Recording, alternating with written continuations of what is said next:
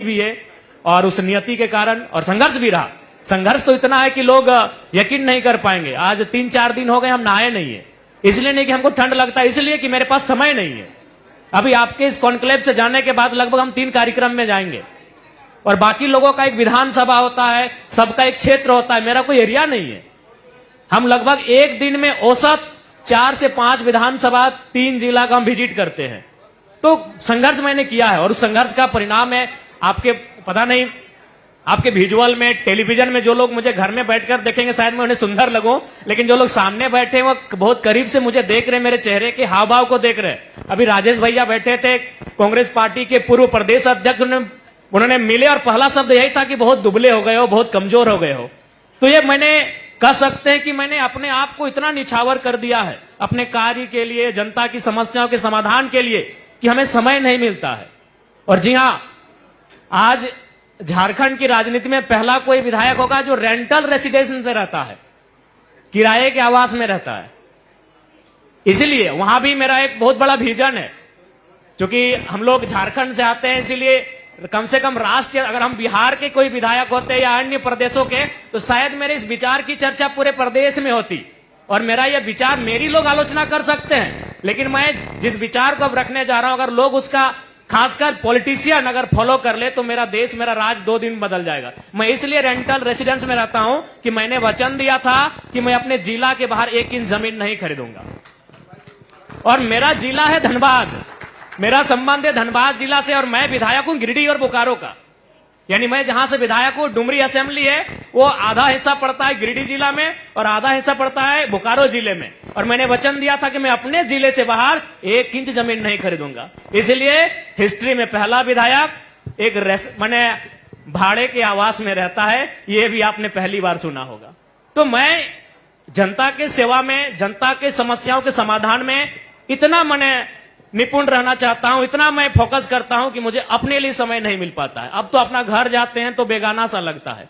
तो बिल्कुल आपने जो सवाल किया उसके पीछे कई कारण है इतने कम समय में विधायक बनने का। उसमें एक कारण मेरी मेहनत, मेरा संघर्ष, मेरा, और दूसरा मैं मानता हूं कि नियति का खेल है। जयराम जी, जिन मुद्दों को लेकर आप आगे बढ़े, क्या वे मुद्दे आज भी बरकरार हैं? हाँ बिल्कुल, वो मुद्दे आज भी बरकरार हैं। चाहे वो मुद्दा स्थानीय नीति का हो, विस्थापन का हो, पलायन का हो, या हमारे राज्य के तमाम लोगों की समस्याओं का, इस राज्य की आइडेंटिटी का हो, मैं उस मुद्दे को लेकर हमेशा मुखर रहा हूं।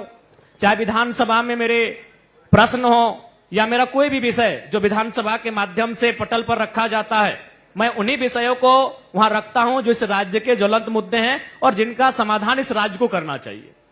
जयराम महतो से खिलाड़ियों को अगर देखें तो खासकर युवाओं को खासकर उम्मीद रही कि भाई जयराम आएंगे तो कुछ ऐसा करेंगे जो लगेगा कि खिलाड़ियों के लिए बेहतर है या युवाओं के लिए बेहतर है। उस क्षेत्र में आपने क्या काम किया अब तक?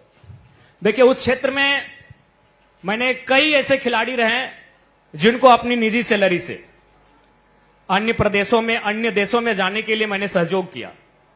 मैंने कई ऐसे कार्यक्रमों के माध्यम से उन्हें प्रोत्साहित किया और रिजल्ट दिया। आज ही मैं एक नौजवान से मिलकर आया हूं जो साउथ अफ्रीका से मेडल लेकर आए हैं। कई ऐसी बहनें हैं जो उत्तर प्रदेश, अन्य प्रदेशों से मेडल लेकर आई हैं।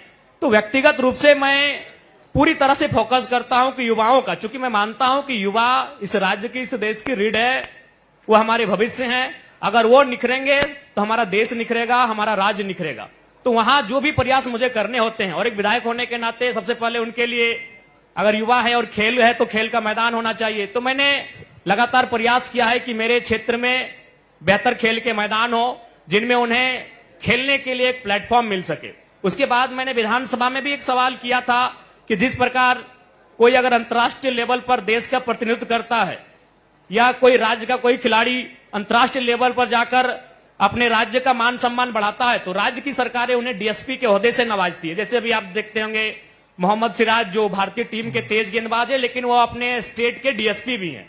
अभी महिला वर्ल्ड कप जो विजयी रही दीप्ति शर्मा, शायद उन्हें भी डीएसपी के रैंक से नवाजा गया। तो मैंने भी सदन में यह सवाल उठाया कि कम से कम जो झारखंड को रिप्रेजेंट करते हैं उन्हें कम से कम सब इंस्पेक्टर, इंस्पेक्टर के रैंक से, ओहदे से नवाजा जाए, ताकि खेल के प्रति युवाओं का जो जोश है वो दुगना होगा। विधानसभा में आपको ऐसा नहीं लगता है कि जिस तरीके से आप तैयारी करके गए थे, एक ही सीट पर आप खुद अपनी सीट सिर्फ जीत कर आ पाए, इसके पीछे क्या कमी नजर आई आपको? स्ट्रेटेजिकली कहीं चूके आप? ना बिल्कुल बहुत सारी चूक रही, क्योंकि सबसे पहला बात काफी कम समय था, और कम समय रहने का भी कारण यही था कि उसमें दोषी हम खुद को ही मानते हैं, क्योंकि ये बातें अभी मैं सार्वजनिक नहीं कर सकता हूं।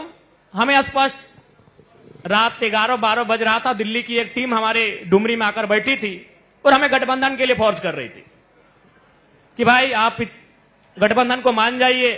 हमने कहा नहीं सर, इस बार तो हम लोग ठाने हैं कि हम लोग आंक लेंगे कि झारखंड में कोई नई राजनीति की संभावना है या नहीं है।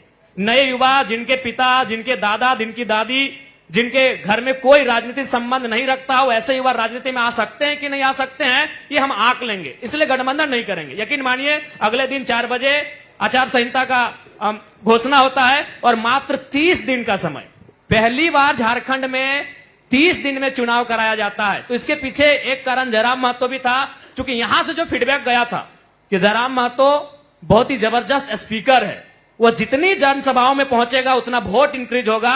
आप ऐसा कुछ कीजिए कि इस लड़के को एज ए स्पीकर कहीं जाने ही मत दीजिए, इसका वोट का परसेंटेज गिर जाएगा। मतलब चुनाव आयोग पर आप आरोप लगा रहे हैं? नहीं, चुनाव आयोग तो आज निष्पक्ष रहा कहा, ये तो पूरा देश जानता है, पूरे राज्य जानता है, वो निष्पक्ष रहा कहा। तो ये एक मेरी सच्चाई है, मेरी आप बीती है। मैं सार्वजनिक मंच पर हूं, इसलिए मैं डायरेक्ट नहीं कर सकता हूं, लेकिन मेरा मानना है उस रात को अगर हम गठबंधन धर्म को स्वीकार या मान लेते तो शायद इस बार भी चुनाव 4 या 5 चरण में होता, क्योंकि 2019 का चुनाव आप भी जानते हैं 5 चरणों में हुआ था। इस बार का चुनाव मात्र 2 चरणों में हुआ। अगर 5 चरण में होता तो मैं गारंटी देता हूं और 2-4 सीटें हमारी बढ़ती, क्योंकि मुझे अपने शब्दों पर, मुझे अपने भाषणों पर पूरा भरोसा था कि मैं अगर जनता से कनेक्ट हो जाऊंगा तो वोट में इजाफा होगा। अच्छा जयराम, अब क्या लगता है कि अब जो है गठबंधन की ओर जाएंगे, चूंकि आपने अपना आकलन कर लिया? देखिए, मैंने 1 साल का अनुभव किया। अगर सिद्धांत की बात करूंगा तो गठबंधन में नहीं जाना चाहिए, लेकिन अगर मैं अपने जनता की बात करूंगा, जिस जनता ने मुझे चुना है, जिस जनता ने मुझे चुना नहीं है, पसीना बहाकर उन्होंने 1-1 रुपये इकट्ठे करके उन्होंने साग सब्जियां, और अभी भी कई ऐसे क्षेत्र हैं जहां चावल अभी भी जमा है, जो उन्होंने चुनाव के टाइम दिया था चंदा के रूप में, कि इस चावल को बेच के पैसा इकट्ठा कीजिए, अभी कई क्षेत्र में है। तो जिन्होंने मुझे चुना है, अगर मैं उनकी सोचूं तो सिद्धांत एक तरफ, सत्ता एक तरफ। तो मैं अगर अपने लिए सोचूं तो सिद्धांत होना चाहिए, और जनता के लिए सोचूं तो सत्ता होना चाहिए। तो इसका अर्थ है मोदी या हेमंत, किसे चुनेंगे? वो परिस्थितियां तय करेंगी। माने आप किधर भी जा सकते हैं, वो परिस्थितियां तय करेंगी। चूंकि मेरा मानना है कि मैं अपने आप को मान रहा हूं, मैं किधर भी रहूं, मैं कैसे भी रहूं, अगर मेरे विचार सही है, मेरे कार्य करने का तरीका सही है, तो मैं जनता के लिए हमेशा आइडियोलॉजी में बहुत अंतर है जयराम जी। आप अगर लोगों को बिल्कुल अभी समय है और हम लोग उस पर भी आगे सोचेंगे। यानी ये जो आप बातें कह रहे हैं, तो क्या आने वाले दिनों में जो राज्यसभा का ऑफर आपको हुआ था, क्या भारतीय जनता पार्टी की तरफ से? छोड़िए, वो सब सार्वजनिक नहीं किया जाए, ठीक है? कुछ बताइएगा, तभी ना लोग भी देखेंगे। बस इतना जानिए कि राज्यसभा, जाहिर सी बात है, केंद्रीय पार्टी ही आई आपको ऑफर करेंगी, राज्यसभा से लेकर। और आपको और एक जानकारी बता दे, धनबाद और गिरिडीह तो हमको बिल्कुल, ये बहुत बड़ी बात है कि और शायद पहली बार भी, हाँ, एक मैंने 28-29 साल का लड़का, उसे नेशनल पार्टियां कह रही है कि आप लोकसभा चुन लीजिए, और अगर हम चुन लेते हैं तो हो सके आज हम धनबाद, एक पार्टी से धनबाद और गिरिडीह और एक पार्टी से हजारीबाग और रांची पर था, एक पार्टी से कि आप धनबाद गिरिडीह में किसको सेलेक्ट करते हैं, और एक पार्टी से रांची और हजारीबाग में सेलेक्ट। जनता समझ गई कोई किसने ऑफर अब किया जनता, खैर जनता बहुत जागरूक है, जनता को लेकिन अब जयराम जी पूरी तरह से समझदार हैं, अब देख सुनकर सब चीज समझेंगे, अब वो करेंगे, मुझे लगता हो रहे हैं, होना पड़ता है, परिस्थितियां आपको बना देती हैं।